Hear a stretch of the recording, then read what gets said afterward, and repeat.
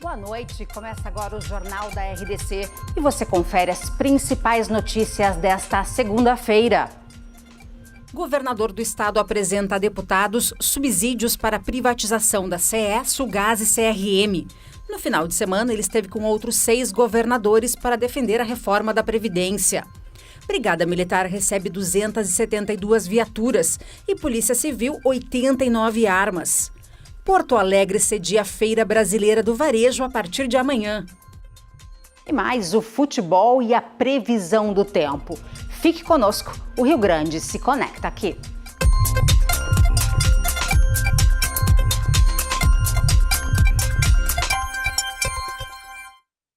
O governador Eduardo Leite se reuniu agora há pouco com deputados da base aliada. Na pauta, mais uma vez, a venda da CE, Sulgás e CRM.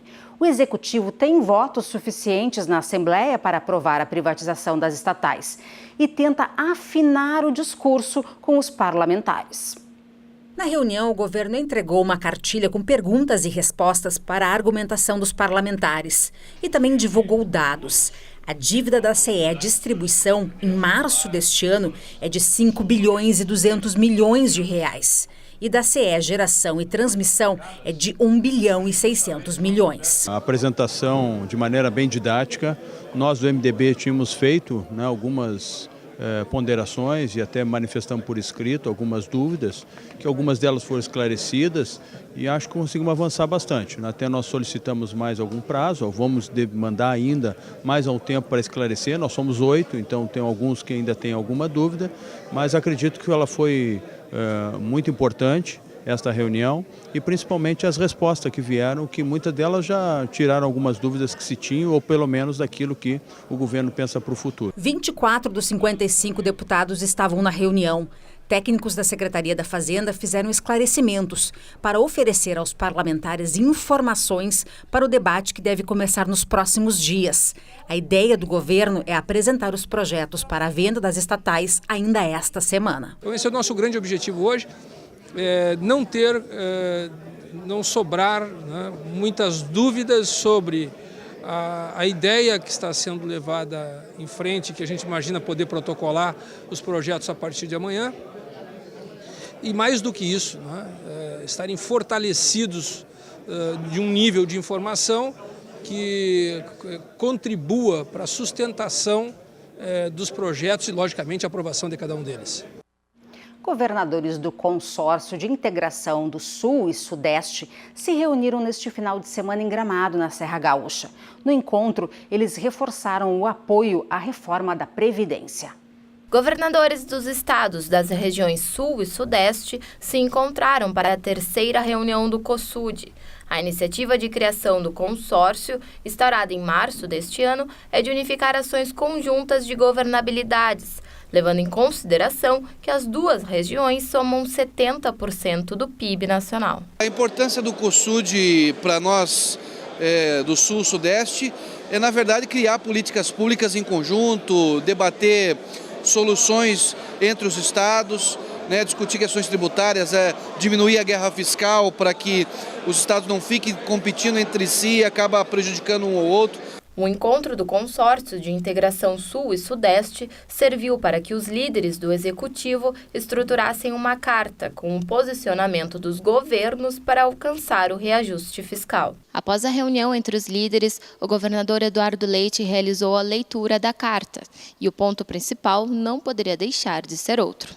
Nós estamos discutindo pontos de referência nacional, desde a questão da reforma da Previdência e, mais uma vez, o posicionamento dos estados com a importância de que a reforma nacional abarque os estados nos seus impactos, algo que está sob discussão no cenário do Congresso Nacional hoje. No documento, os dirigentes reforçaram o apoio às mudanças estruturais propostas pelo governo federal.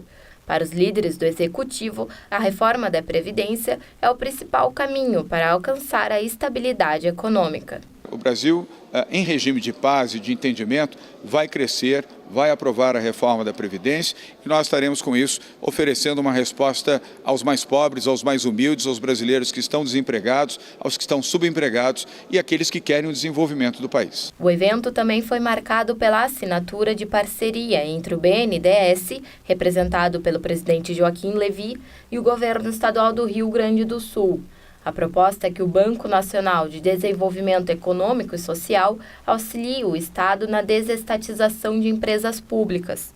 De acordo com o governador Eduardo Leite, a EGR, Empresa Gaúcha de Rodovias, deverá ser extinta e mais de 700 quilômetros de estradas estaduais serão cedidas para iniciativa privada. A segurança pública do Estado passa a contar com novos equipamentos para o combate ao crime. Em cerimônia no Parque de Exposições Assis Brasil, em Esteio, o governo do estado fez a entrega de 272 viaturas para a Brigada Militar e 89 armas para a Polícia Civil.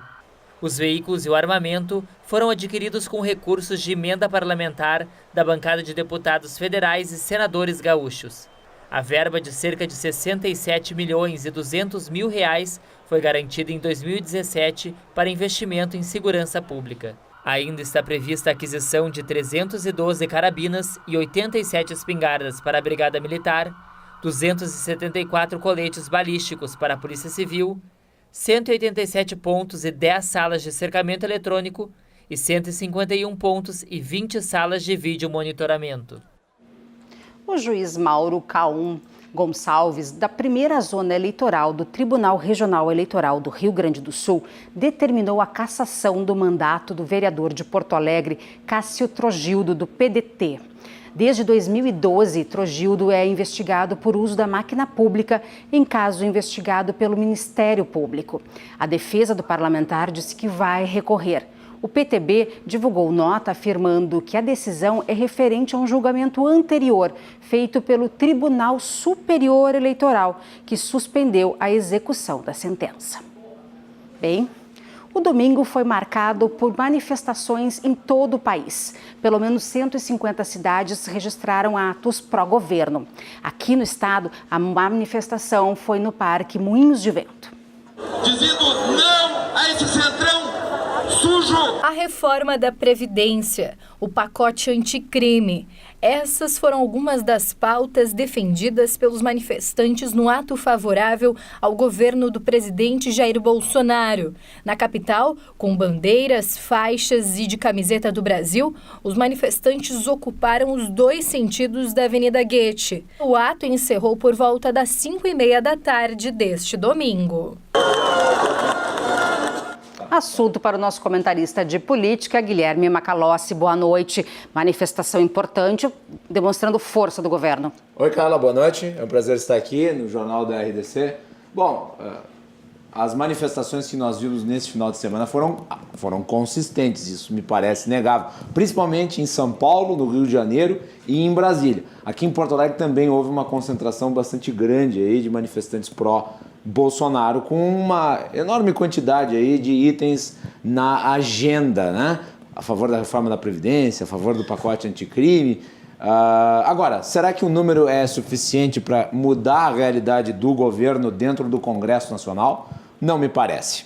E me parece que a manifestação pró-Bolsonaro foi um pouquinho menor do que a manifestação contra o governo, que tinha um enfoque na educação, mas que obviamente também trazia pautas especificamente da esquerda, como por exemplo o Fora Lula.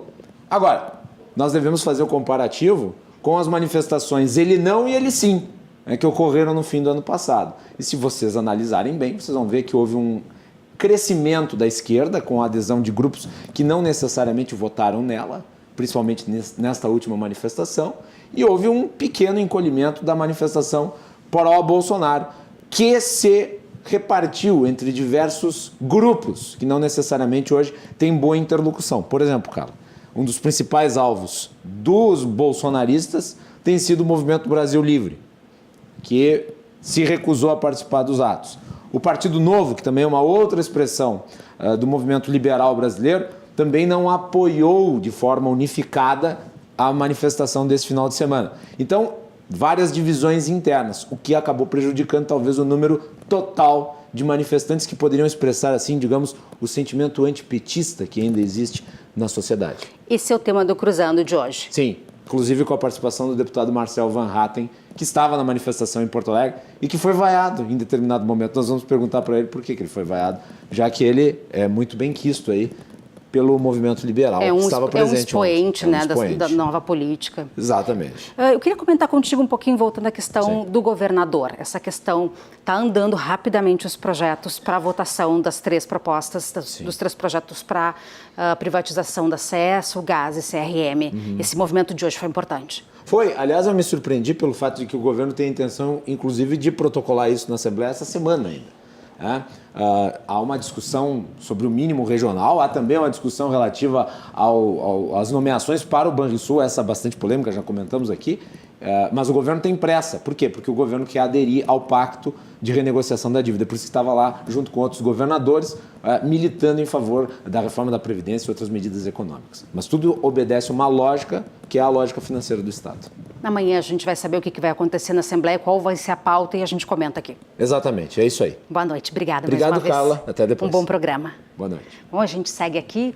A Junta Comercial do Rio Grande do Sul comemora no mês de maio 142 anos. E o órgão lança ferramentas para acelerar o registro das empresas. Presente em 161 municípios gaúchos, a Junta Comercial é responsável pelo registro e legalização de empresários e pessoas jurídicas em âmbito federal, estadual e municipal. A Junta Comercial é como o cartório de registro de nascimentos e óbitos, porque aqui nascem as empresas e também quando elas são fechadas ou deixam de exercer a atividade também, isso é controlado e registrado aqui na Junta Comercial. Pensando em modernizar, há 2 anos a Junta Comercial passou a disponibilizar os seus serviços prestados via internet, o que reduziu o número de atendimentos presenciais. A média de 700 pessoas por dia hoje passou a ser de 10 a 20. Além disso, o tempo de resposta para o público diminuiu de 15 para apenas alguns segundos. Na semana passada tivemos uma empresa que foi aprovada, registrada ela automaticamente em 2 segundos. Em alguns casos eram, na sua grande maioria, de 10 a 15 dias. Então, uma redução acentuada nesse sentido. Outra mudança é a digitalização dos 24 milhões de documentos registrados em papel. E desde 2009 a instituição começou esse processo para que os registros não fossem perdidos. Nós tínhamos um passivo de 24 milhões no total, né, para ser digitalizado. Então, essas empresas vieram para trabalhar esse passivo. E nós conseguimos, assim, ao término dessa parceria, digitalizar em torno de 18 milhões, 19 por aí, do total de 24. Ainda falta, então, aí 7 milhões. Dos 24 milhões de documentos que devem ser digitalizados, 2 milhões farão parte de um memorial da Junta Comercial. Do intervalo. E na volta você vai ver, começa amanhã em Porto Alegre, a Feira Brasileira do Varejo, com programação voltada para as áreas de moda, tecnologia, serviços, franquias, marketing e gestão. Nós já voltamos.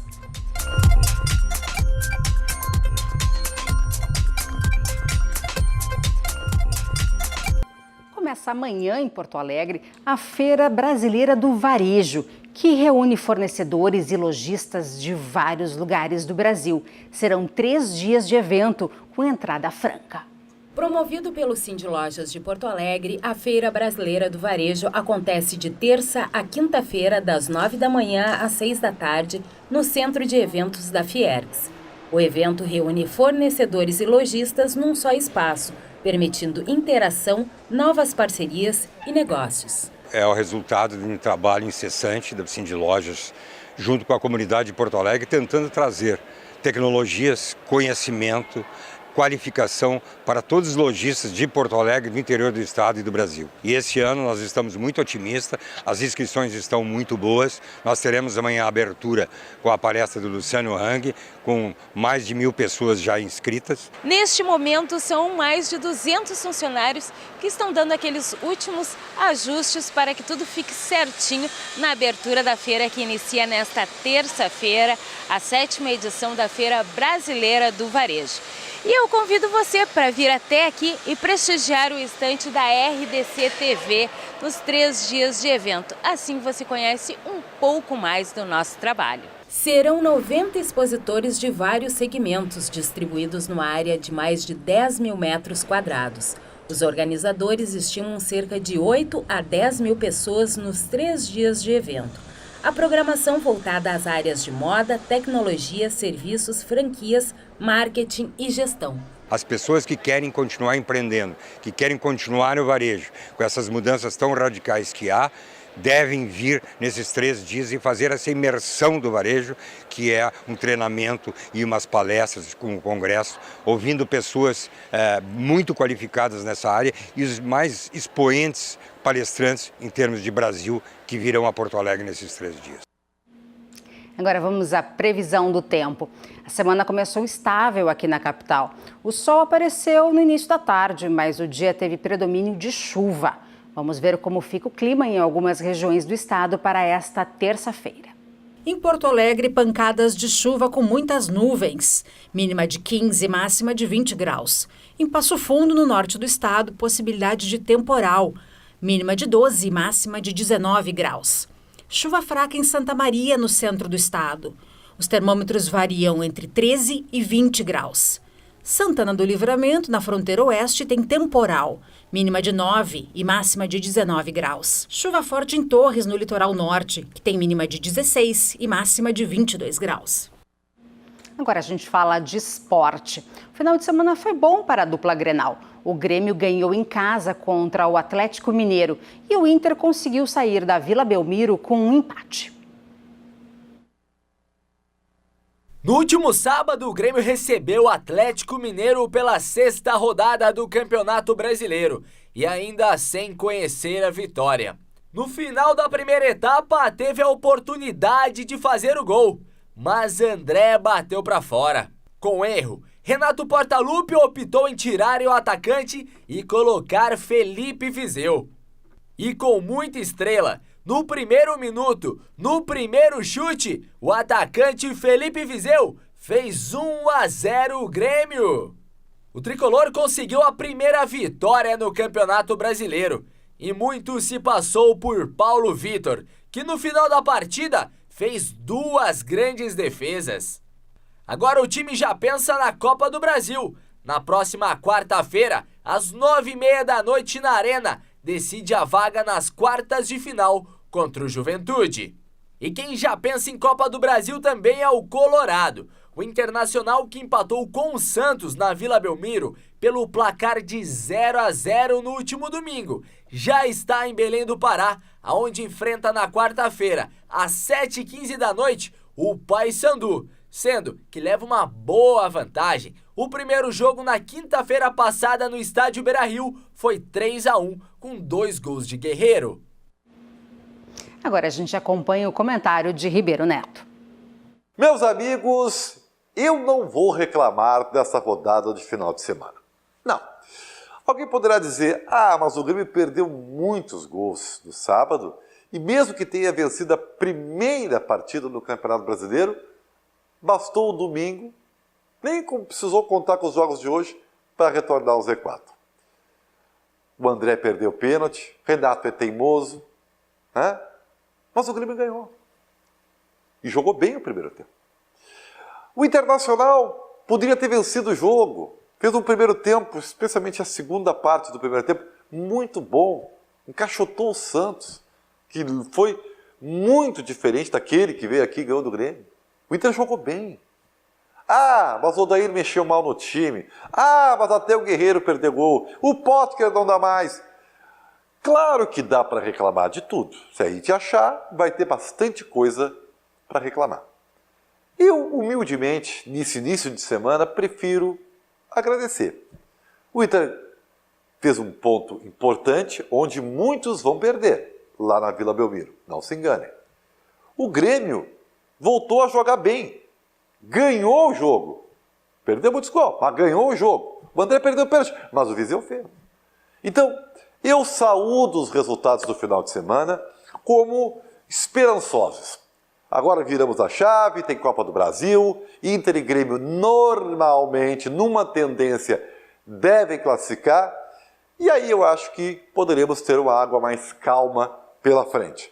Óbvio, o Grêmio tem muito o que fazer, especialmente quanto ao seu sistema de jogo, pelas escolhas do Renato. O Inter tem que deixar de ser um gatinho fora de casa. Em casa é um leão. Sai do Beira-Rio, né? Não é a mesma coisa. Óbvio. Mas ainda assim, voltando ao início da nossa conversa, não vou reclamar. E você? Eu também não. 5.000 pessoas participaram da 21ª Corrida para Vencer o Diabetes, que aconteceu em Porto Alegre neste final de semana. A prova teve como objetivo conscientizar a população sobre a doença e arrecadar fundos para a instituição. O evento beneficente é promovido pelo Instituto da Criança com Diabetes, que atende quase 4.000 pacientes. O Instituto é referência no trabalho da doença e, através deste evento, é que vem a maior parte de arrecadação para os projetos da instituição. A Corrida para Vencer o Diabetes vai muito além de uma competição. É o momento de reunir familiares e amigos para a conscientização da doença. Eu vejo isso daí como uma coisa muito boa, né? Porque é difícil conscientizar todo mundo sobre essas coisas do diabetes. Tanto as lutas que a gente tem em imposto, em coisa para conseguir os insumos para fazer as insulinas, as fitinhas. Tudo é uma briga às vezes para a gente conseguir. E eles fazem uma coisa que motiva muita gente, ajudando todas as pessoas que têm diabetes. Eu acho bem importante a parte da conscientização dessa questão da diabetes, devido ao grande índice de câncer infantil, devido ao açúcar, os carboidratos, que vem a elevar a diabetes. É muito importante porque a gente está apoiando uma causa justa, uma causa nobre. Muito feliz por participar pela terceira vez. Quem participou do evento também pôde fazer teste para medir a glicose e verificar a pressão. A ação foi uma forma de conscientizar e informar as pessoas sobre a diabetes. Estamos sempre apoiando esse evento, em parceria com a Sociedade Brasileira de Endocrinologia e Metabologia, a Regional RS. E a gente aqui hoje está fazendo a glicemia capilar, tanto de pessoas que têm já diabetes, tanto tipo 1 e tipo 2, verificando a pressão arterial, vendo a circunferência abdominal. Não só para o Instituto da Criança com Diabetes, eu acho que isso é para a população de Porto Alegre. É uma maneira, na realidade, da gente fazer prevenção. Pessoas que nunca tiveram acesso até a sua medida da glicemia, a pressão, vem aqui, é um primeiro momento de ajuda à população de Porto Alegre, fora a população diabética carente. A corrida reuniu 5.000 pessoas neste domingo no Parque Moinhos de Vento, em Porto Alegre. O trajeto de 4 quilômetros pode ser feito correndo ou através de uma caminhada, e até mesmo um passeio com seu cachorro. O importante era a participação. É um evento muito especial, porque ele é um incentivo para aquelas pessoas que ainda não têm o hábito de se exercitar. Então, na verdade, é uma grande festa. Você traz a sua família, você traz os seus filhos, sua mãe, que seja mais idosa ou não, e vem fazer uma boa ação. A gente foi muito feliz pela participação. A corrida sempre é muito bonita, as pessoas se envolvem, as pessoas participam, né? Isso é muito bom. E a gente agradece, evidentemente, em nome das crianças. Isso é engrandecedor para a gente. Bem, o Jornal da RDC fica por aqui. Mais notícias amanhã ao meio-dia no Rio Grande em Movimento. Você fica agora com o Cruzando as Conversas. Tchau, uma boa noite e até amanhã.